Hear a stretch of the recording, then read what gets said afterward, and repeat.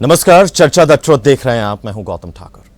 आज का जो मसला है, आज जिस विषय पर हम चर्चा करने जा रहे हैं, वो विषय बहुत लंबे वक्त से जो है वो चला आ रहा है। कभी शांत हो जाता है, कभी फिर जाग जाता है, लेकिन जो पीड़ा जिन परिवारों के दिल में है वो कभी शांत नहीं हो पाई, जो जख्म जिन परिवारों के दिल में है वो कभी भर नहीं पाए। हम बात कर रहे हैं एक फिल्म को लेकर। फिल्म है द कश्मीर फाइल्स। ये सिर्फ एक फिल्म है, लेकिन इसने बहुत सी यादें एक बार फिर से देश में ताज़ा कर दी।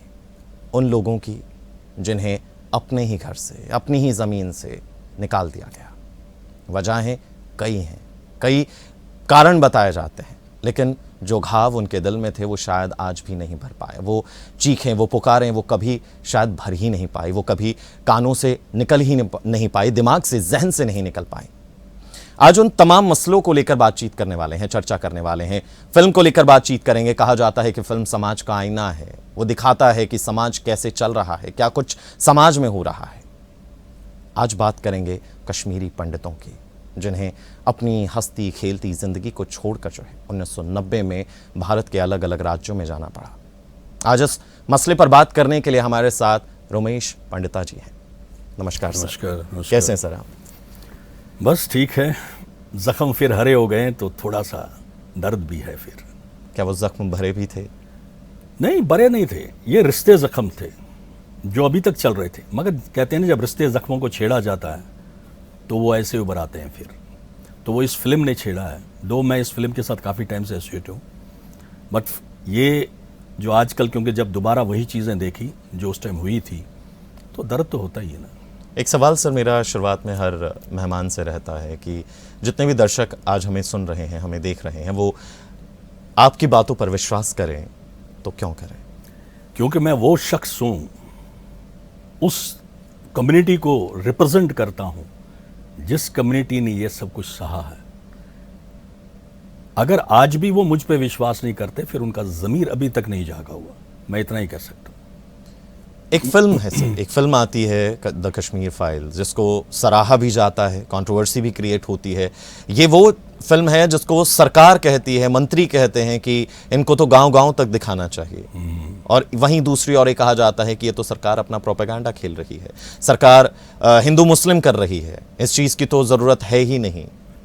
देखिए, ऐसा है, जो ये बातें कहते हैं कि इसको हर किसी को दिखाना चाहते हैं, मैं सोचता हूँ कि उनका एक ही मकसद है उसमें, और वो मकसद ये है कि वो हर किसी को दिखाना चाहते हैं कि ये दोबारा रिपीट ना हो जाए, और अगर कहीं पे किसी को मारा जाता है तो चुप ना रहा जाए। दो पहलू है कश्मीर में जो उस टाइम हुए। एक था, कुछ हजार लोग थे जो मार रहे थे। दूसरा पहलू था, जो कुछ लाख लोग थे जो चुप थे। उनमें भी दो वजहें थी। कुछ के दिलों में तो उस टाइम वही दिमाग खराब हो गया था जिसको मैं बोलता हूँ, और कुछ लोग डर रहे थे। मगर ऐसा भी नहीं है, कुछ ऐसे भी मुसलमान भाई थे जो मदद के लिए आए। मेरी फैमिली को बचाने वाला अगर था कोई, तो एक मुसलमान ही था, ऐसा नहीं है। मगर जो हजार लोग थे जिन्होंने इस तरह की हरकतें की है, जो कोई विश्वास नहीं कर सकता। मैं कल ही किसी का इंटरव्यू देख रहा था, वो ये कह रहा था, मैं विश्वास नहीं करता है कि कोई इस तरह हद तक गिर सकता है, क्योंकि वो सोच ही नहीं सकता है। ये कश्मीरी मुसलमान लड़का ही एक था, यंग लड़का है था, तो वो मैं मान ही नहीं सकता मेरे भाई ऐसा कर सकते हैं। और यही वजह है कि हर कोई यही कहता है कि नहीं हो सकता ऐसा। तो अगर बाकी जो है, देखिए पॉलिटिशियंस क्या एक दूसरे को खींचते हैं, एक पार्टी दूसरे को खींचेगी, दूसरे तीसरे को कोई फायदा उठाता है, इधर से उधर से उठाता है। मगर मैं यही रिक्वेस्ट करूंगा सब लोगों से, पॉलिटिक्स को छोड़ के इसको इंसानियत के एंगल से देखो। अगर आपको इस इंसानियत के एंगल से देखने लगोगे ना, तो मैं मान ही नहीं सकता ये टुची हुई बातें की जाएंगी। सवाल यहाँ पर यह भी आता है कि सर, फिल्मों को लेकर जिसको पसंद होता है वो उसको मानता है, जिसको नहीं पसंद होता वो नहीं मानता। बट ये फिल्म नहीं है। मैं वही सवाल, मेरा सवाल भी वही है। नाम देना है कि फिल्म है, हाँ। बट हम इसको फिल्म नहीं मानते। हम इसको बोलते हैं ये हमारी हकीकत है, ये हकीकत है। इसको फिल्म तो चलो, क्योंकि नाम दिया जाता है, you have to give something name, तो बोलते हैं film. But we feel it bad when we call repeatedly, हम बोलते हैं film film. It's not a film. Go and watch a हकीकत।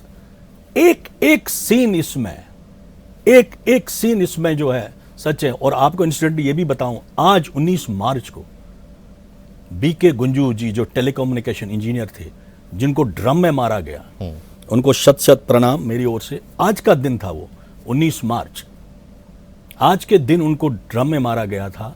और उसका ब्लड सोक जो था, यहाँ पे तो दिखाते हाथ में देते हैं, वहां पे जबरदस्ती खिलाया गया था उसको। She was vomiting back, but जबरदस्ती खिलाया जा रहा था। ये भी मूवी के बारे में, फिल्म के बारे में कहा जा रहा है कि मसाला मिलाया गया, बहुत मैं सारे वही तो फैक्ट्स कह रहा हैं हूं ना जो आपको। नहीं दिखाए गए। People will not believe these things, how can they believe it? कोई इतना भी गिर सकता है कि अपने पति, यहाँ तो यार अगर जो मीट खाने वाले हो, अगर उसको भेड़ बकरी का भी खून मिला गया वो नहीं खा पाएगा, अपने पति का खून उसको खिलाया जा रहा था यार। How can anybody can believe it? How can they believe it? 1990 में जो हुआ उसकी शुरुआत कहाँ से, उसकी नींव कहाँ से पड़ी? बहुत लंबी कहानी है, टाइम कम है, मगर सिर्फ इतना ही बता दूं, जो हम लोग देख रहे हैं इस टाइम कि ये 1990 में हुआ, और कोई बोलता उस टाइम तो वीपी सिंह की गवर्नमेंट थी और बीजेपी बाहर से सपोर्ट कर रही थी। हर इस तरह का जहां पे भी एक इस तरह का जातियां या रेवोल्यूशन उठता है इस तरह का, वो एक दिन में नहीं उठता। लंबी कहानी है जो काफी समय से पहले से ही ये चीजें हुई थी, मगर इस कहानी का जो बैकग्राउंड डाला गया था वो 80s में डाला गया था, 1986 या उससे पहले, बहुत पहले। मैं सोपोर का रहने वाला हूं। सोपोर से टेररिज्म का जन्म हुआ था। मकबूल but you must be knowing, he was from Sopore. वहां से जन्म हुआ था। मकबूल जम्मू कश्मीर लिबरेशन फ्रंट के जो फाउंडर मेंबर थे, Maqbool Bhat was there, he was from Sopore. और ये उस टाइम से देख रहे हैं हम व्हाट हैपेंड कि एक बार मैं स्टडी बाहर कर रहा था सहारनपुर में, तो मेरे एक फ्रेंड आए थे सहारनपुर से, मुस्लिम फ्रेंड था वो। ही हैड कम, मेरे पास आए हुए थे, और हमारे कॉमन फ्रेंड और था, दोनों बहुत लॉ करते थे।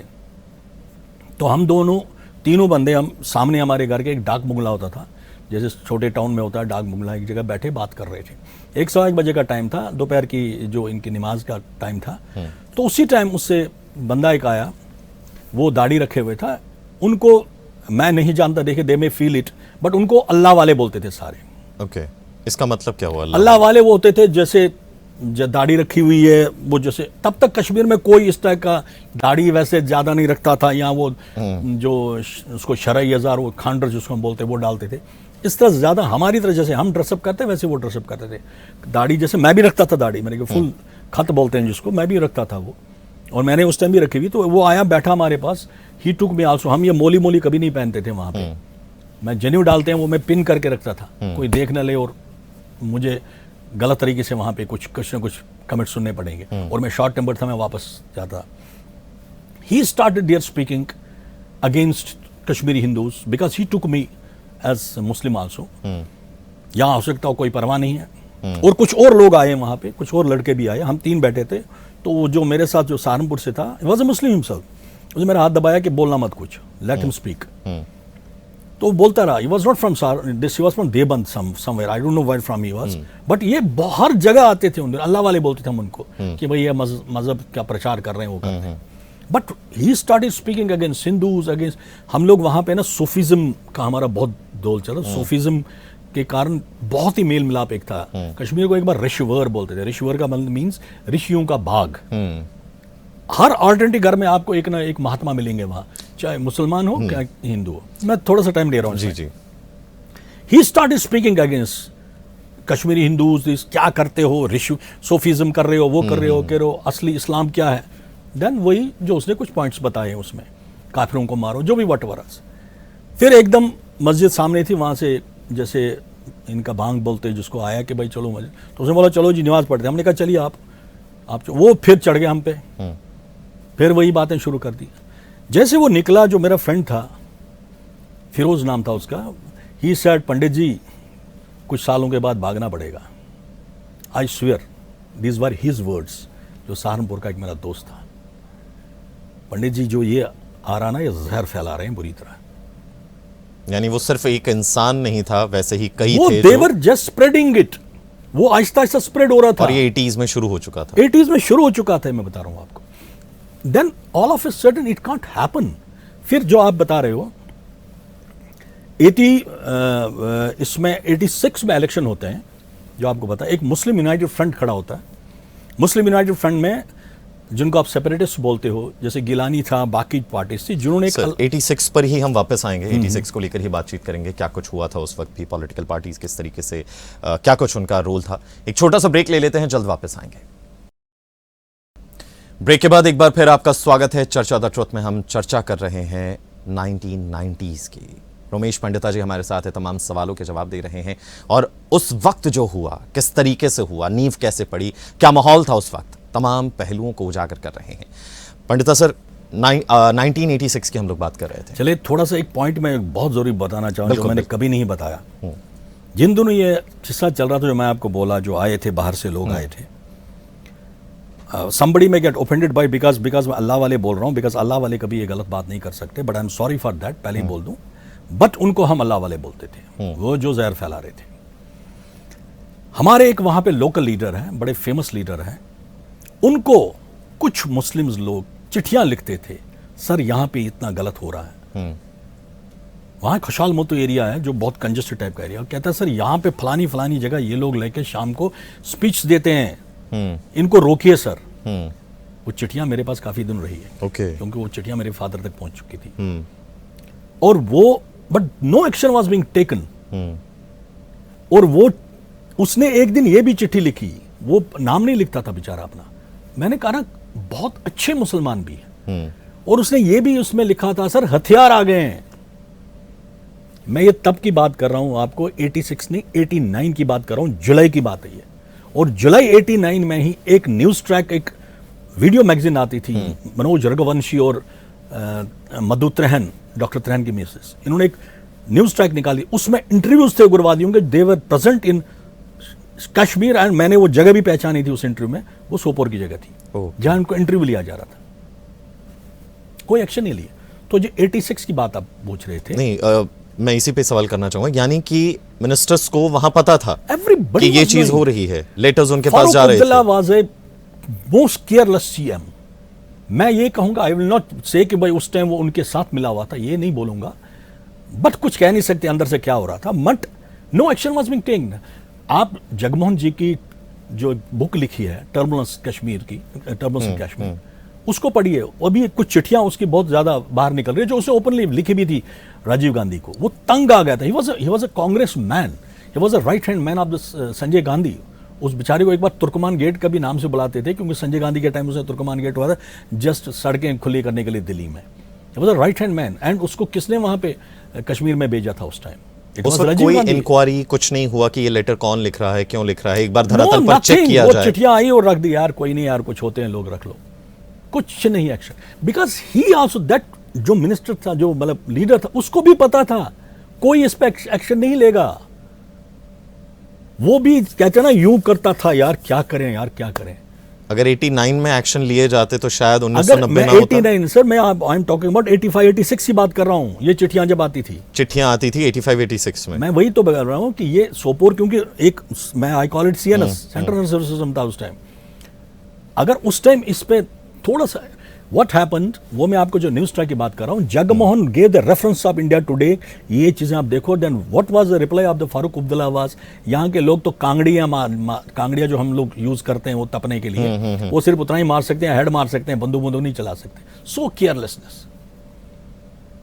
एंड मैं बिलीव मी, हमें पता था कि हमारे सोपोर में कौन कौन बंदा, हम बोलते थे पार गया है ट्रेनिंग के लिए, हमें पता था कि कौन कौन बंदा। एक उन घरों में बाद में जैसे हज करके आते हैं लोग ना, फिर वहां पे बड़ी दावतें होती थी, ऐसा ही हमें माहौल लगता था। पूछते थे, यार ये बंदा कहां से आया? कहता ये तो ट्रेनिंग करके आ गए ना उधर से, एंड ये तो सेलिब्रेट कि भाई आया बंदा ट्रेनिंग करके। ये हमें पता था, आम जनता को पता था, क्या पुलिस या एडमिनिस्ट्रेशन को नहीं पता था? बट आंखें बूंदे हुए थे सर, सब ने शत्रुमदक बने हुए थे, और हमें ही खतरा लगता था। मगर एक मैं ये बताऊंगा, सोपोर में इतना हमें नहीं लगता था कि जैसे कोई बाहर से निकले।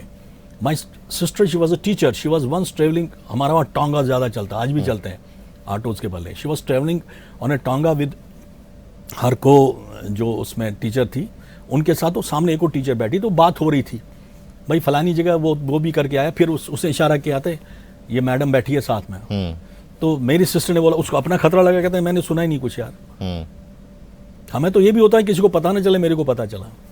मतलब एक वो भय पहले से ही दिमाग में आ गया था कि चाहे कोई कुछ बोले, वो भय तो था, वो भय था वहां पे। पहले एक माहौल क्रिएट किया गया, और उसके बाद 1990 में चीजों को अंजाम दे दिया गया। माहौल क्रिएट क्या किया गया? अगर उस माहौल को उसी टाइम दबाया जाता, इनफैक्ट व्हाट हैपेंड एग्जैक्टली, जो मैं आपको सिचुएशन बता रहा हूं, जो इट वॉज 26 और 29 ऑफ सितंबर 1989। मैं उन दोनों सहारनपुर में था, sorry I was in Rohtak Haryana. मैं आया था मैरिज के लिए अपने। Exactly on that day Shabir Shah was a separatist, not a militant. He was arrested while he was going for training to Pakistan. And he was a well-known face there in Kashmir. वो अनंतनाग से था। They don't call Anantnag as Anantnag, they call Anantnag as Islamabad. ये भी आपको बता दूँ। तो वो वहाँ से अनंतनाग से था, तो he was arrested somewhere in border. Border में जैसे तो वायलेंस इरप्टेड। वो तो आम बात थी, हमें पता होता था वायलेंस कब कहाँ पे कैसे शुरू हो जाए, वो कभी भी हो सकता था। पाकिस्तान मैच हार जाएगा तो वायलेंस शुरू होगा, पाकिस्तान मैच जीत जाए तो वायलेंस शुरू होगा, तो हमारे शीशे तो टूटने ही टूटने। तो इतना वायलेंस इरप्ट हुआ एंड इट स्टार्टेड। और पहली बार एक इंस्पेक्टर की फैमिली को, शायद he was related to that, जो अरेस्ट कर रहा था, मारा गया। और उससे पहले it was, I am talking about September, उसी महीने में 16 सितंबर को टिकलाल टोपलो, जो हमारे एक टॉल लीडर थे, उसको मारा गया था ब्रॉड डे लाइट में। ही वॉज बेसिकली अ वकील एंड अ वेरी, मतलब बहुत जाना माने, दोनों को मदद करते थे यार वो सब। इवन वहाँ के मुस्लिम बोलते बहुत मददगार था। और हमारे बीच में ये नहीं होता कि हिंदू या मुसलमान इनको मदद नहीं करनी है। उसको जहाँ मारा गया वहाँ डांसेस करते थे बाहर, इनका बनाया था बंदूक लेके, फिर ये डांसेस करते, कश्मीरी वर्ड बोलते बटहामूद बटहामूद। इसका मतलब क्या है? मतलब हिंदू को मार दिया मार दिया मार दिया। अब किसकी बारी? एक फिर लिस्ट बनती थी, उसको बोलते थे हिट लिस्ट, वो घर के बाहर लगती थी। मेरे फादर का हिट लिस्ट में नाम था। मेरे पास काफ़ी डॉक्यूमेंट जो मेरे फादर ने खाट ये न्यूट किए, थोड़ा ऐसा बंदा ही कहीं कल कुछ गड़बड़ न करे, उनने सारे एक दिन मेरे सामने फाड़ दिए वो सारे डॉक्यूमेंट्स। तो उसके बाद इन्होंने गंजू, नीलकंठ गंजू, तब टिकलाल टोपलो को मारा था। आम कश्मीरी क्या बोलता था, अरे मैं तो आम कश्मीरी हूँ, मुझे क्या यार, ये तो लीडर था ना इसलिए मारा। फिर गंजू जी को मारा, जो हमारे नीलकंठ गंजू, जिन्होंने मोहम्मद मकबूल भट्ट को फांसी सजा सुनाई थी, उसको मारा। हमने सोचा यार इसने मकबूल भट्ट को फांसी सुनाई, हमें क्या, हम तो ये बोलते थे। जब बीके गंजू टेलीकम्युनिकेशन में मारा, because he was head of the telecommunication, तो उसको मारा, तब हम अलार्म होने लगे कि अब नॉर्मल लोग भी अब तो अटैक होने वाले हैं। फिर 19 ऑफ जनवरी 1990 इरप्टेड, कहते हैं ना, इट वाज अ पूरी प्लान। ऐसे कोई निकलता है क्या? एकदम सड़कों पे लाखों लोग निकले, सब निकले, इनफैक्ट बच्चे बूढ़े औरतें। वो स्लोगन शुरू हो गए जो इस फिल्म में दिखाए गए, अजगस पनुन पाकिस्तान, बटने और उस्ती बटनोसान। हमें अपना पाकिस्तान चाहिए, जो हिंदू लोग हैं, मर्द हैं उनके बगैर, मगर जो हिंदू औरतें उनके साथ। रलियो गलियो चलियो मीन्स या तो हमारे साथ मिलो, कन्वर्ट हो जाओ, या जो पहले हुआ होता था, या तो फिर भागो नहीं तो मरो। और उस चीज़ को सब, मतलब यहाँ तक कि मैं आपको बताऊँ, कुछ जगहों पे जो फैमिलीज बताएंगे, मैं तो बहुत ज़्यादा इस लोगों के पास घूमा हूँ, मिलना हूँ मैंने, क्योंकि मैं खुद फिल्म मेकर हूँ। तो मैंने एक फिल्म, शॉर्ट फिल्म भी बनाई थी इस पर, क़यामत की रात 19 जनवरी 1990, तो यूट्यूब पे है वो। तो वो एक फैमिली का दिखाया था मैंने, जो मेरी अपनी फैमिली के साथ हुआ था, बट उसमें कुछ और ऐड किया था, जैसे इसने सिंबॉलिक एक बनाया। उसमें वो जहर तैयार रखते हैं, अगर अटैक हुआ तो बच्चों को कहते हैं, जो गर्ल्स है वगैरह, उनको कहते हैं कि आप लोग ये जहर खा लेना, बताते हैं उनको ये जहर है, नहीं तो तुम्हारे साथ बहुत बुरा होगा। इस टाइप का एक माहौल क्रिएट हुआ था उस टाइम। आज की कहानी पर ही वापस आएंगे सर, एक छोटा सा ब्रेक लेते हैं, जल्द वापस आएंगे और जानेंगे कि इतना सब कुछ होने के बाद आज के क्या हालात हैं। कश्मीरी पंडित आज भी अपने घर जाने के लिए तड़प रहे हैं, लेकिन वापस क्यों नहीं जा पा रहे हैं। एक छोटा सा ब्रेक, जल्द लौटते हैं। ब्रेक के बाद एक बार फिर आपका स्वागत है। चर्चा द ट्रुथ में बातचीत कर रहे हैं कश्मीरी पंडितों की, 1990 की, और अब बातचीत करेंगे आज के हालात की, कि क्यों कश्मीरी पंडित जो है वो अपने घर वापस नहीं जा पा रहे हैं, सबसे बड़ी मुसीबत और वजह क्या है। तो हमारे साथ मेहमान हैं उमेश पंडिता जी। सर, सवाल आज भी यही उठ रहा है कि 370 हट गया है, हालात, सरकार कोशिश कर रही है कि वहाँ के सुलझा लिए जाएं, लेकिन आज भी कश्मीरी पंडित क्यों अपनी ज़मीन, अपने घर वापस नहीं जा पा रहे हैं। पहली बात है, जो 370 हटने से कश्मीरी पंडित को क्या फ़ायदा है? क्या कोई फ़ायदा है? मैं पहले भी वहाँ का यार मूल निवासी था। वो तो मुझे हज़ारों साल पहले, कुछ हज़ार भी कहाँ, कुछ 500 साल पहले कन्वर्ट किया गया था। अदरवाइज मुझे 370 से कोई फ़र्क नहीं पड़ना, चाहे वो था या नहीं था। तो क्यों नहीं जा पा रहे हैं आज भी? आप मुझे एक चीज़ बताइए, क्या फ़ारूक अब्दुल्ला या कोई भी मिनिस्टर या हमारे मोदी साहब, क्या वहां पे बिना सिक्योरिटी के जा सकते हैं? नहीं जा सकते। मैं जाता हूं वहां पे, ऐसा नहीं है। मैं पूरे 5-6 साल मैं अपने प्रोफेशन के हिसाब से जाता था। जैसे मैंने बोला कि I had started in Nalmot reconciliation group. मैं आज रिकॉर्ड बताना चाहता हूं ये बात। I had started a reconciliation group जो फेसबुक पे उसके हैं, और जिस दिन हमने शुरू किया था इंसिडेंटली इट वाज विजय दिवस, जो कारगिल का दिवस मनाते थे, एंड ऑन दैट डे हमारा खीर भवानी वहाँ जो हमारा मंदिर है सबसे टॉप मंदिर है, उनके दिन था और रोज़े भी चल रहे थे। और हमारे एक मित्र है इरफान वानी जी, उनके साथ मिलकर हमने नालमोत ग्रुप शुरू किया था। दैट्स नालमोत मीन्स हग करना, रिकॉन्सिलेशन ग्रुप है।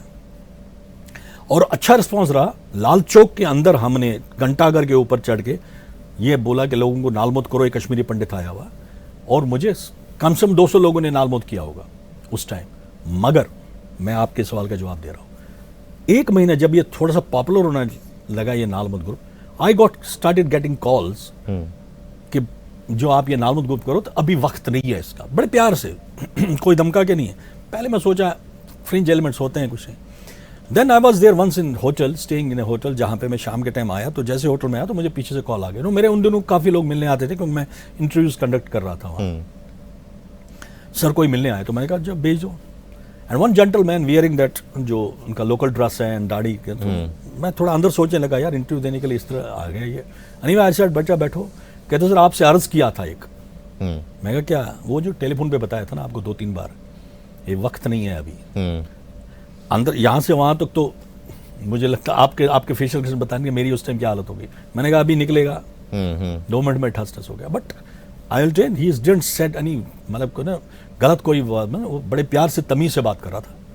सर अभी आप, मैंने कहा ठीक है यार, आप, मैं तो रिकॉन्सिलेशन की कोशिश कर रहा हूं, अभी वक्त नहीं है, अभी आप रहने दीजिए, जहाँ पे हो आप लोग वहीं रहो। मैं कहा चलो बेटा चाय पियोगे? नहीं एकदम खड़ा हो गया और ही लेफ्ट। जैसे मंदिर से निकलते हैं, मतलब यूं करके, जो मैं गेस करता हूँ अपना कि मे बी जो गुरिल्लास टाइप होते हैं वो बैक नहीं दिखाते होंगे, जो मैं गेस करता हूँ अपना। So that is reply to your this जो आप पूछ रहे हो। अभी वो वक्त नहीं आया। आज मुझे बोलते हैं, कल ही मेरा एक मित्र फोन करके बोल रहा था, लीडर ही है वहां पे, बोल रहा था आप आ जाओ। मैंने कहा मुझे पहले बताओ जावेद भाई, क्या आप वहां सेफ हो? आप मुझे बोल रहे हो ना आने के लिए। मुझे बहुत प्यार, मैं ये भी बोलना चाह रहा हूँ, मेरा एक गाना मैंने लिखा था सोपोर पे, मतलब बहुत इमोशनल गाना था, जहाँ का रहने वाला हूँ तो एक बार याद है, तो मैं क्योंकि थोड़ा बहुत लिखता हूँ तो मैंने लिखा था सोपोर पे, और मैंने वो जस्ट थोड़ा सा उसमें गिटार यूज़ किया और ऐसे डाल दिया फेसबुक पे, ठीक है। नेक्स्ट डे तक it was seen by lakhs of peoples and shared by lakhs. 2 लाइनें अगर सुना सकें उसकी। मैं रोना शुरू कर दूंगा यार उस लाइने का। सोपोर हमारा उसका है। सोपोरा लोग सयो भलाए, सोपोर याद में आए, मीन्स ए सोपोर,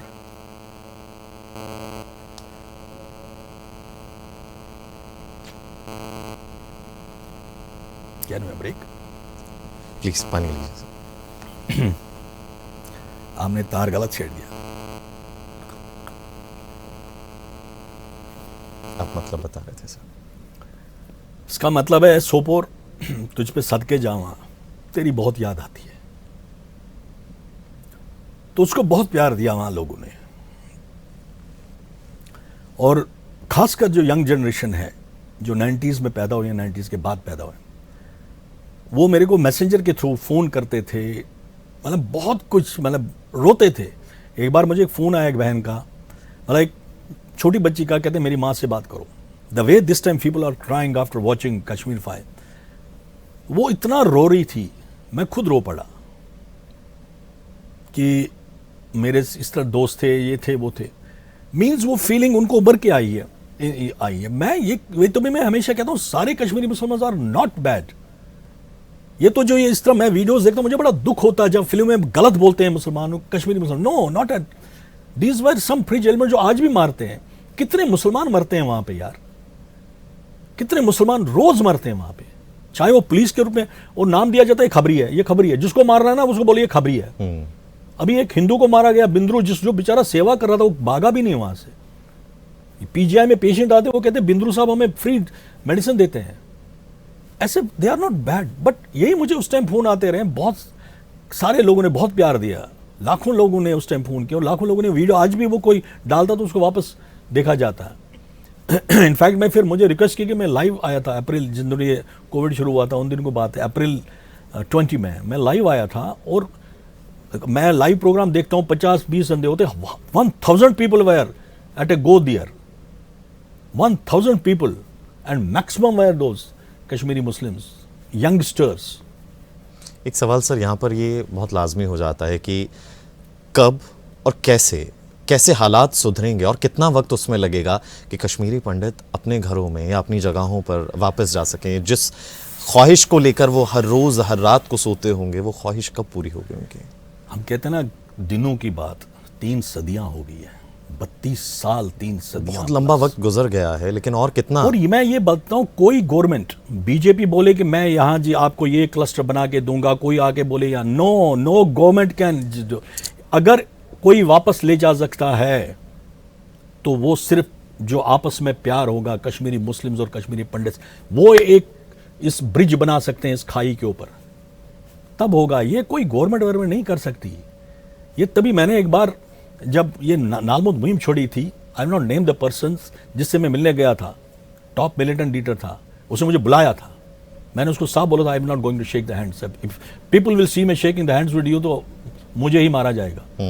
बट मैं आपसे ये कहने आया हूं, यू गो टू जगती जहां पे 30,000 लोग रहते हैं हमारे, किस कंडीशन में रहते हैं, go and tell them please do come back. और काजीगुंड जहां से वो टनल खत्म होती है वहां से एक जलसा लेके आ जाओ और बैंड बाजे के साथ आ जाओ कि ये मेरे कश्मीरी पंडित भाई आ, देखो लाखों लोग तुम्हारे साथ जाएंगे। बट वो नहीं करेंगे ना। और अगर आम जनता यही बात करेगी ना, आज एक जावेद बेग ने बोला है यार, आई एम सॉरी, एक ट्वीट लिखा था, सोशल एक्टिविस्ट, एक ट्वीट लिखा था उसने, आई एम सॉरी कि हाँ जो हुआ। और यही बात इतने सालों पहले इरफान वानी, जिसका मैं साथ नालमोद किया था, is I want this type of the people. मैंने एक वीडियो अभी निकाला जो मैं आपको बता रहा था अभी, जिसमें मैंने यही रिक्वेस्ट की है अपने कश्मीरी मुस्लिम जो यंगस्टर्स हैं, यू कैन डू इट। निकलते हैं अभी लाल चौक में निकले थे कई लोग, 19 जनवरी को जो हम मनाते हैं एक्सोडस डे, उस दिन हम जो है कई लोग निकले हैं। तो वक्त आहिस्ता आने वाला है जी, आने वाला है।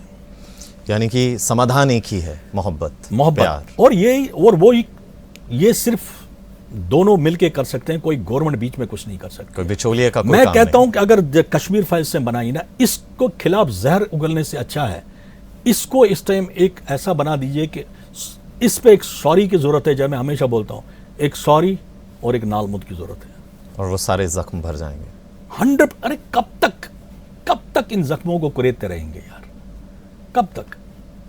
यहां तो एक चीज है जो हमारा एक ग्रुप बोलता रहता है, पनून कश्मीर मींस अपना कश्मीर बनाओ, दे दो फिर अगर कर सकते हो। But I don't think that is अभी इस मामले में समाधान है कोई। Thank you so much sir, thank you so much. बातें बहुत है, बहुत मगर कुछ वक्त कम है, वक्त बहुत कम है। चलिए, thank you so nice, thank you so much. क्योंकि कहा जाता है कि किसी भी मसले का समाधान चर्चा से हो जाता है, और उस चर्चा में अगर मोहब्बत मिल जाए तो किसी भी बड़ी से बड़ी मुसीबत का समाधान निकल जाता है। ये तकलीफ़ जो कश्मीरी पंडित, जो तमाम लोग झेल रहे हैं, हर दिन उस दर्द से गुजर रहे हैं, सर के अगर हम माने तो उसका सिर्फ एक समाधान है, मोहब्बत, प्यार, और प्यार से गले लगाना और एक छोटा सा सॉरी। और शायद इससे वो तमाम दर्द, वो तमाम परिवार अपनी जगह, अपनी जन्नत में वापस जा पाएंगे।